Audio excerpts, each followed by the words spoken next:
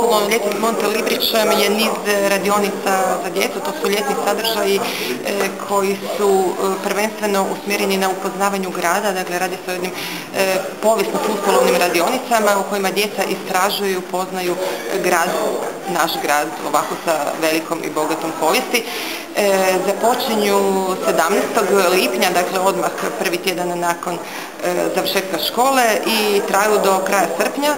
Namijenjeni su djeci od 7 do 12 godina, a ove godine lokacija nam je početno u knjižari Katropola gdje započinjemo sa jednom motivacijskom pričom i zatim mjesto zbivanja radioničkog programa je prekrasan vrt Doma hrvatskih branitelja u kojem će djeca imati priliku izrađivati i jedan film i jednu kazališnu predstavu u sklopu tema kojima se bavimo ove godine, a to su povijest kazališta i povijest filma. Sve roditelje koji žele ovo ljeto svojim mališanima priučiti nezaboravne trenutke, da odaberu i široke ponude svih ovih predstavljenih programa, od informatičkih radionica, Monte Librića i raznih sportskih programa u svim dijelovima grada Pule, od Fraperskog preko Balkana, skroz do kupolišta Stoja. Vjerujemo kako će svako naći nešto za sebe i vjerujemo kako će ovo ljeto ostati u pamćenju o svim malim građanima našeg najljepšeg grada.